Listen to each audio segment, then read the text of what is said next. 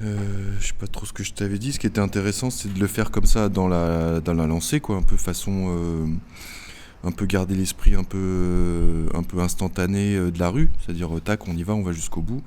Ce qui est moi est pas du tout ma logique en fait. Souvent je laisse traîner les choses et les tableaux ils prennent une petite maturation.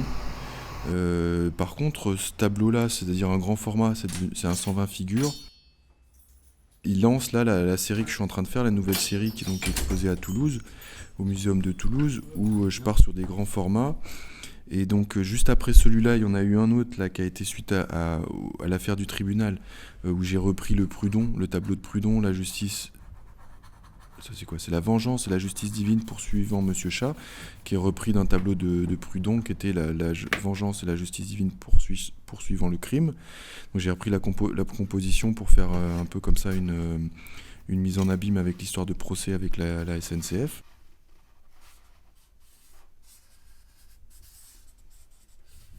Et c'est un passage de technique, c'est-à-dire que dans ce tableau-là, j'ai des techniques qui me permettent d'aller assez vite, qui me permettent d'aller très vite.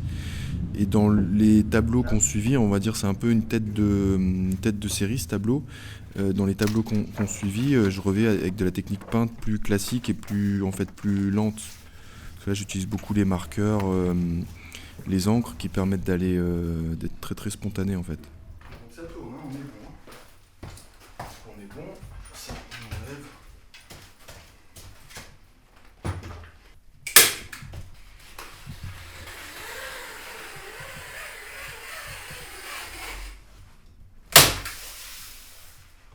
À la fois, il y a ce truc où on tue pas directement la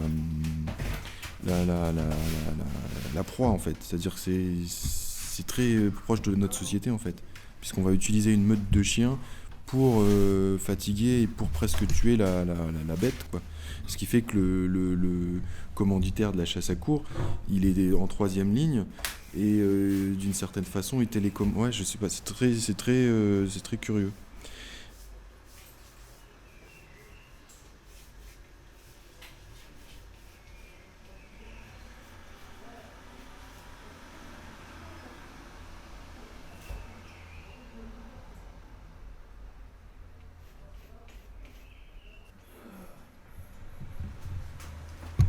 Et après, si on reprend dans les tableaux, euh, donc moi, il y a toujours les icônes là que je prends, donc la Tour Eiffel qui est phallique, et pour moi, c'est le Sacré-Cœur, mais c'est vrai que ça ressemble un peu au Panthéon. Donc finalement, c'est vrai que ça ressemble plus au Panthéon qu'au Sacré-Cœur, qui est plutôt, moi je dis ma mère, c'est-à-dire un symbole phallique et un symbole plutôt féminin. Et après, dans le tableau en lui-même, il y avait ce bâton qui rappelle les trucs du tarot. Quand t'as le pendu ou je sais pas quoi, je voulais mettre une sorte de symbolique avec le. Je sais plus ce que c'est le bâton, là, il y a un truc, t'as le bâton dans le tarot. Là, la flèche, ça rappelle. C'est quoi? C'est les tableaux de Saint-Jérôme, Saint-Jérôme ou Saint-Sébastien, là, qui s'est fait attacher, puis il s'est fait tirer dessus à la truc. Et puis ça, en fait, c'est dans un tableau que j'avais fait avec Alechinsky, en fait, qui a fait un. C'est sur le poète ou je sais plus quoi, il a fait un dessin où à un moment il y a un personnage et pareil il a des couteaux un peu comme le truc de Joseph là, Joseph ou je sais plus comment ça, Sébastien ou je sais plus quoi, c'est un martyr, et où à un moment il a une épée sur l'oreille et puis il en a un petit peu partout. Donc ça reprend, mais c'est vrai que celui-là c'est vraiment, faut aller fouiller dans moi, mais celui-là il est très personnel en fait. Et même le style un peu rond comme ça, c'est pas forcément un style que je l'aimais pas quand je faisais ce tableau. Ce tableau, j'aime pas mes tableaux. Quand je les fais, je les aime pas. Et c'est que après, maintenant, 6 mois après avoir fait le tableau, que je me rends compte que c'est la tête d'une série et qui lance une période. Oui, si, qui lance une série de tableaux. Qui lance le Prud'hon, qui est complètement fouillis. Et donc, c'est sûrement d'avoir fait ce grand tableau qui m'a permis dans le Prud'hon de pas avoir peur d'y aller. Et puis après, par rapport au musée, d'aller plus vers de la peinture. C'est-à-dire, là, c'est un tableau qui est très dessiné en fait.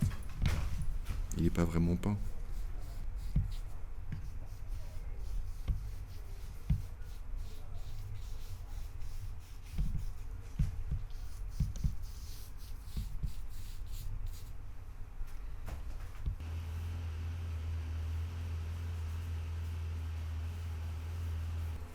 Moi, j'utilise souvent des couleurs demi-teintes. J'ai une ou deux teintes dominantes. Mais souvent j'ai des couleurs, tu vois, finalement le gris là, le gris rose c'est comme un bleu. C'est la même.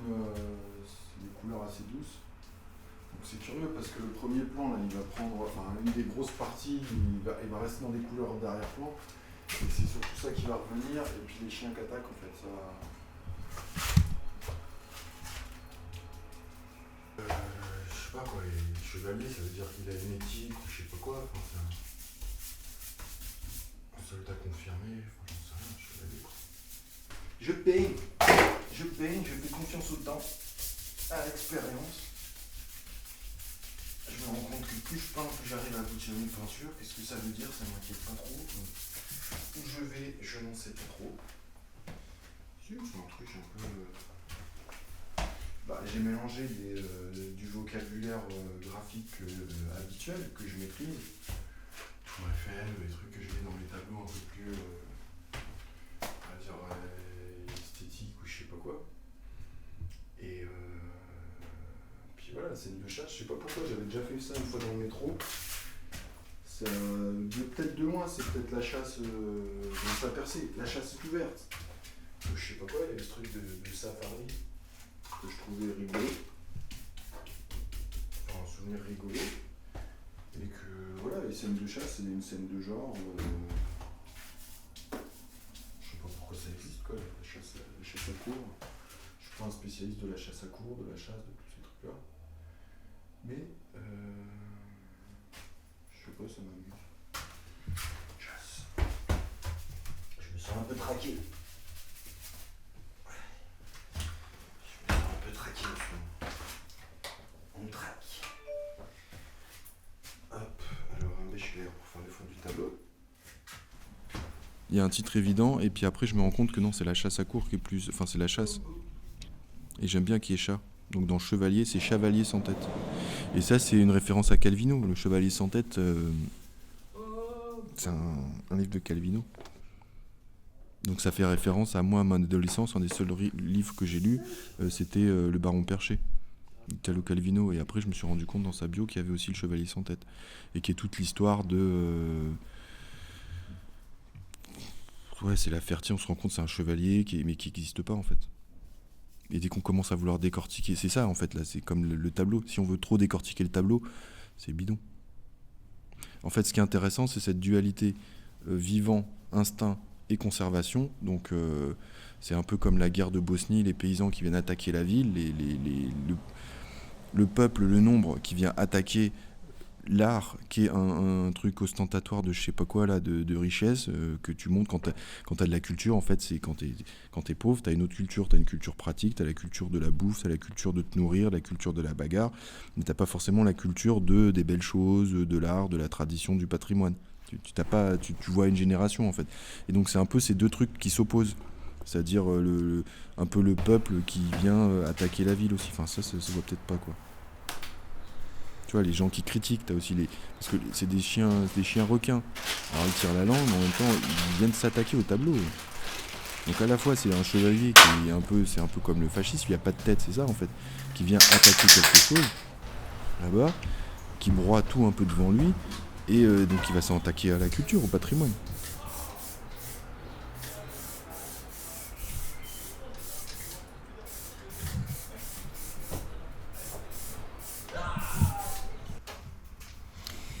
Mais dans le sens de cette pattern là qui fait un peu motif qui se répète et qui est pas abouti. Ce qui est chouette dans ce tableau, c'est que c'est pas abouti. D'habitude, en fait, là, on a les débuts des matrices, là, les petits chats derrière en pochoir, qui normalement sont complétés. Et là, en fait, il y a c'est un tête de série, c'est-à-dire on voit un peu les.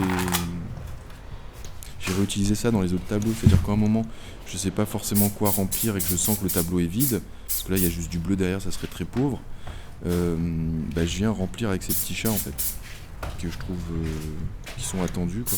Et dans les autres tableaux de Toulouse en fait du coup j'ai la même chose, une fois que j'ai ma construction et que je sais pas forcément si elle est suffisante ou pas, si elle va faire sens ou pas, et je reviens mettre des petits chats qui rajoutent du jaune dedans, qui rajoutent des petits éclats de couleurs et qui viennent encore rajouter une couche de de trucs qui viennent prendre les yeux quoi, ça s'appelle un pattern quoi, des motifs.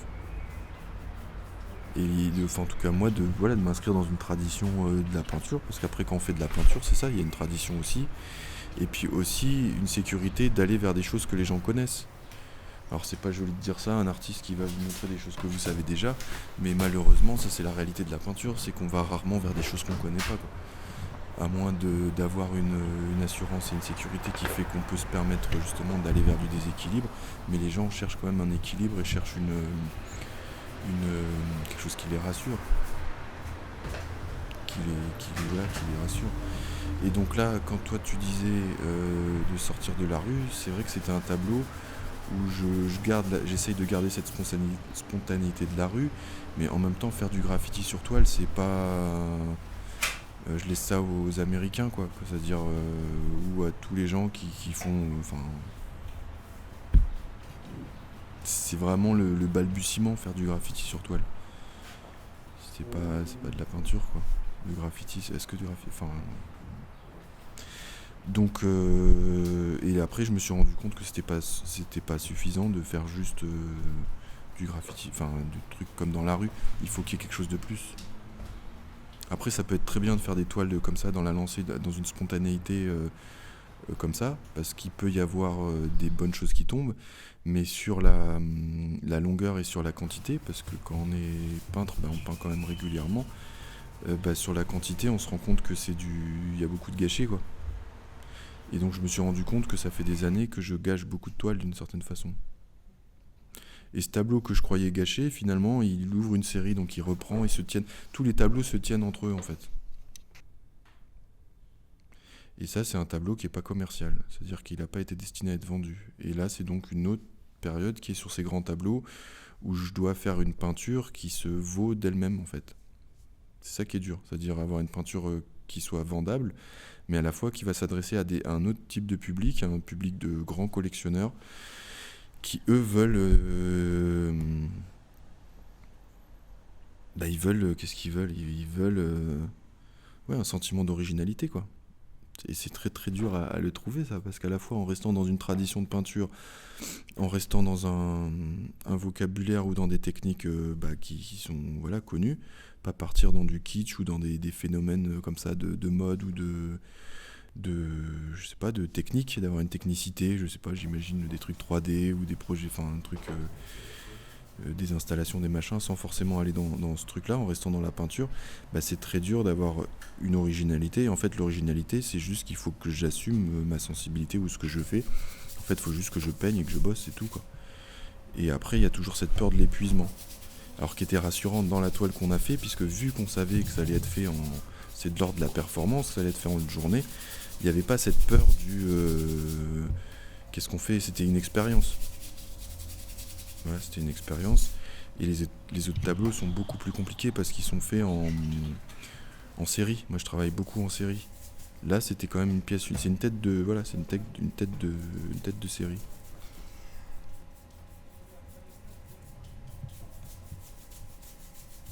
Il y a toutes les techniques, acrylique, mais ce qui prend le plus de temps, c'est les contours à faire. Et là, les contours ont été faits vraiment très rapidement, donc je sais pas si c'est bien, si c'est moins bien, pas bien, tout ça. En tout cas, ce qui est drôle, c'est qu'il y avait une envie de sens qui apparaît toujours a posteriori, en fait, parce qu'il y a quelque chose, il a quand même pris...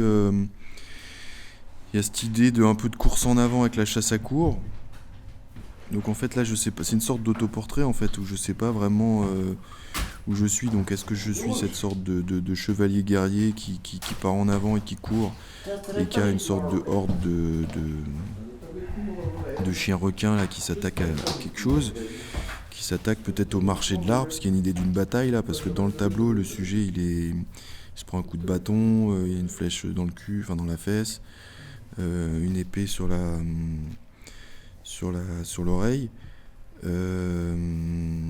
Donc il s'attaque peut-être à la culture, puisqu'on voit après des attributs de la ville, qui sont des attributs de Paris, donc de la ville un peu lumière, on pourrait dire de la culture qui brille, de ce truc un peu comme ça, je sais pas comment expliquer ça, quoi, enfin du patrimoine, voilà, de l'ordre du patrimoine. Pareil, le tour du musée, le tour du tableau, il il est gaufré comme un tableau un peu du Moyen-Âge ou avec des dorures. Et puis, donc, c'est peut-être un peu comme ça, sans savoir qui s'attaque dans le marché de l'art ou qui s'attaque au patrimoine, qui s'attaque à la culture. Et puis à la fois, je me suis mis aussi du côté du tableau, parce qu'il y a une sorte d'autoportrait là, qui est le petit chat qui est comme ça, qui est accroupi, qui sait pas trop où il va, qui attend. Il y a une petite bombe parce que ça peut exploser à un moment et qui se fait attaquer par une sorte de chevalier là, donc un chef d'armée sans tête quoi. Donc à la fois le marché il est des deux côtés quoi. Il y a ce chat qui attaque ce marché qui est la culture et à la fois aussi qui est représenté par à l'intérieur tu te fais attaquer par le marché en fait, c'est-à-dire la loi du marché, un peu comme une chasse à courre, tu sais jamais vraiment qui dans une chasse à courre tu sais jamais pas ouais, qui est la tête. C'est-à-dire qu'il y a une battue qui est organisée, il y a une cible qui est le renard ou une autre bête. Après, qui est vraiment le chasseur? Est-ce que c'est les chiens? Est-ce que c'est la meute de chiens? Ou est-ce que c'est les seigneurs qui sont à chevaux? Ou est-ce que après aussi c'est ceux qui ont entraîné les chiens? Enfin, c'est un peu sans queue ni tête, quoi. Et d'ailleurs, ce qui est drôle, puisque le chat, il y a un petit chat là qui s'échappe dans l'autre sens. Donc il va un peu à contresens de ça.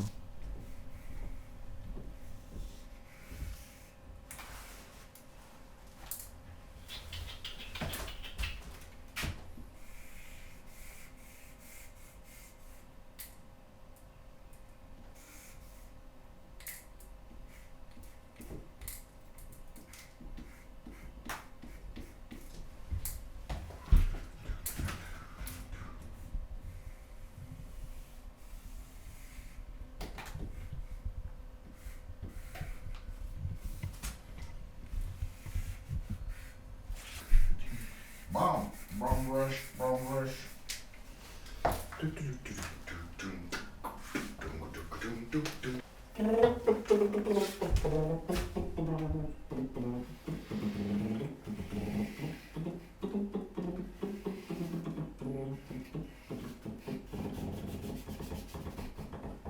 Brother watching you. Make it nicer. Hmm? Make the eye nicer. More smooth. More smooth. Hmm? Make it a little more smooth, the eye. What do you mean? Clean. Yeah. Just I rushing now. And after I think I will do a strong Ah. just to have a look about the color, to feel if black. Now what I try to fix is black, blue, black, blue, black, blue. Then the color start to come in.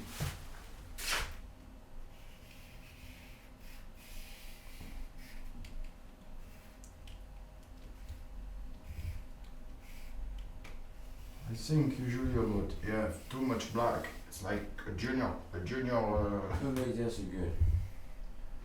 junior painting.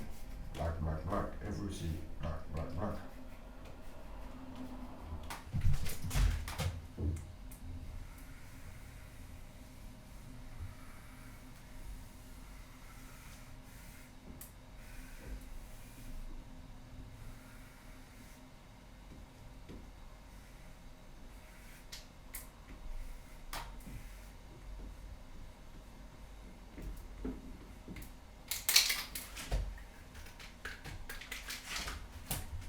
La chasse à courre, c'est plus moi mon relation d'homme à la femme. Voilà, c'est-à-dire pas la même animalité. Un homme et une femme n'expriment pas la même animalité de la même façon. Et dans la chasse à courre, on a toute cette subtilité de la société où il y a ces jeux de l'animalité, du dominant qui joue et de celui qui va chasser, et puis de la cible qui peut échapper ou pas échapper, et de faire travailler. Enfin, il y a une hiérarchisation de l'exécution aussi. Enfin, moi, c'est plus ça qui me... Parce que du coup, ça peut être aussi moi. Donc c'est une forme de se moquage de moi-même, quoi. Parce qu'en fait, là, moi, je me mets dans le portrait. C'est un autoportrait. Avec les jambes poilues, qui est cassé derrière le masque. Le masque est un bonhomme. Donc c'est moi qui est caché derrière le masque du chat. Et là, en plus, là, le chat, normalement, là, il a même pas de yeux. Donc il est même aveuglé par le masque du chat. Et il y a le bâton qui vient lui taper. Alors, est-ce qu'il est... Le fait qu'il soit pris un coup, ça le rend sain ou ça le sonne, on sait pas trop. Et il a une flèche dans le cul qu'on retrouve dans un autre truc, quoi. C'est le côté, faut façon tu vas te faire attaquer, quoi. Quand tu fais une toile, tu vas forcément te faire critiquer. Parce que ou tu bosses pour les riches, ou t'es un vendu, ou t'es donc c'est ça de la peinture, t'es entre deux.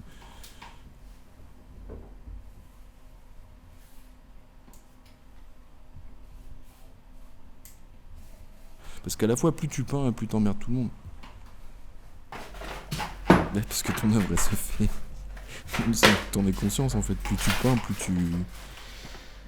personne va détruire tes tableaux, quoi. Et plus ça se vend, et plus ça existe. C'est horrible. Et en même temps, ce qui est beau, c'est que n'importe qui, et pas n'importe qui, mais tout le monde peut devenir artiste. Il suffit de se vendre. Après, faut pas se vendre n'importe comment. Donc faut pas être que artiste, faut être aussi, comme on dit, un peu économe, quoi. Enfin, avoir le sens des affaires. Faut être affairiste. Faut être opportuniste. Ou pas, enfin en tout cas, ouais. Tu vois, là, tout ce que j'ai dit comme une richesse, je sais pas quoi, non, c'est un boulot, quoi. Après, comment faire que cette peinture, elle soit pas ressentie comme un boulot? Parce que si tu fais de la peinture comme un boulot, comme un mec qui va à l'usine, bah c'est bidon. Enfin, moi, limite, on s'en fout de ce que je pense de ma peinture. Moi, limite, là, c'est même pas intéressant, ça. C'est mieux que les gens soient vierges. Moi, j'aime pas qu'un tableau, il te dise ce qu'il te dit.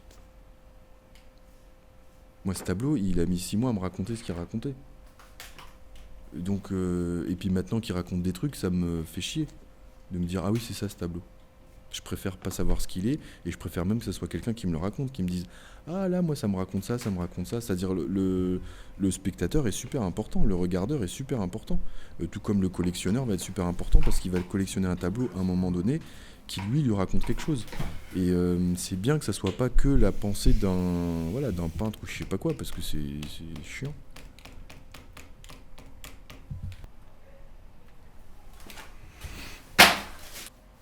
Bah, ça devient de plus en plus dur pour moi de peindre dans la rue. Parce que dans la rue, il y a de moins en moins de place. De plus en plus de peintres. De plus en plus de publicité. Donc ça demande des moyens, ça demande d'être organisé, ça demande un certain effort que finalement c'est pas pour mettre sur toile, quoi. Ce que tu peins dehors, c'est dégradé, c'est pas forcément respecté. Au moins la personne qui va posséder, ou si ça va dans un musée ou je sais pas quoi, ça a plus de chances d'être respecté. Voilà. Donc, faire des tableaux, c'est pas mal aussi. Et puis aussi, ça permet de sortir un peu de ses acquis. Et ouais, voilà. Étant donné que tu sais que ça va être conservé, bah tu poses pas tout à l'heure plus, mais non, puis c'est plus facile quand même de faire des tableaux. Pas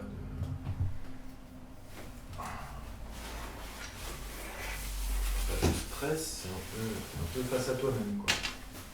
C'est un peu face à toi-même.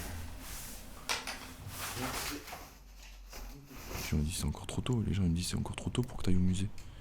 Ouais, mais je vais y aller quand? Et si j'y vais pas, c'est les autres qui vont y aller. Ça, il y a une sorte de chasse à court. Si c'est pas moi qui vais, c'est un autre qui va prendre la place. C'est ça aujourd'hui, en fait, c'est une histoire de place.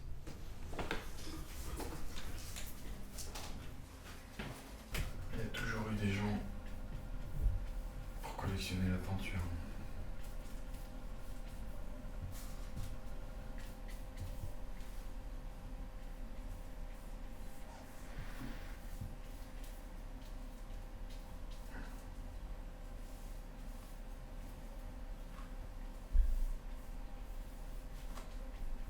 Ça devient un coup trop contraignant de peindre dans la rue aussi.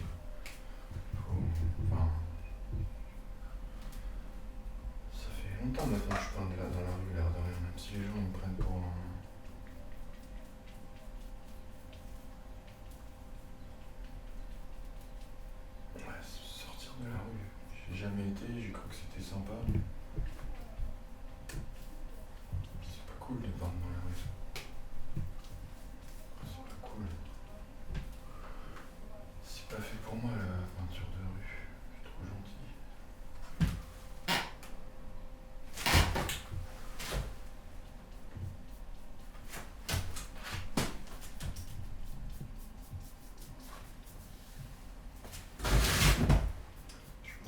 pas de règles dans la rue, mais en fait, il y a des règles. Des petits barons, des petits trucs qui cassent les pieds. Organiser un groupe, avec des coéquipiers, tout ça, c'est compliqué.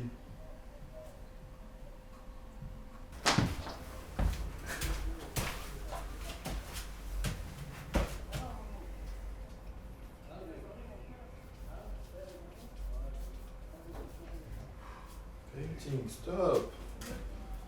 Stop painting! Please! Good. Stop painting! I want to leave. I want to live with Lynn. I want to get back home too. I gotta get you dinner. Take care, man. Yeah. Catch See you you, bye. Okay, till tomorrow. Careful, my master. Yeah.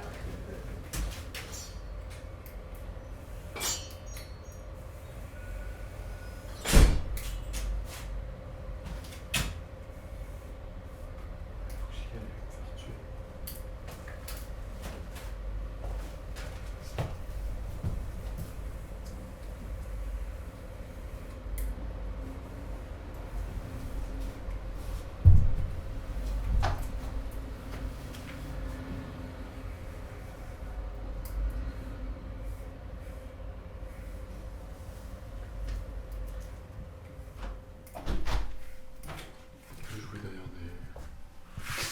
Ouais, pas trop aller jouer dans la peinture. Parce que j'ai un fil derrière. Là, c'est bien les effacements en fait. C'est pas trop... Qui l'eût cru? Qui l'eût cru? Qui l'eût cru? Waouh. Et ça, c'est un tableau de musée en fait.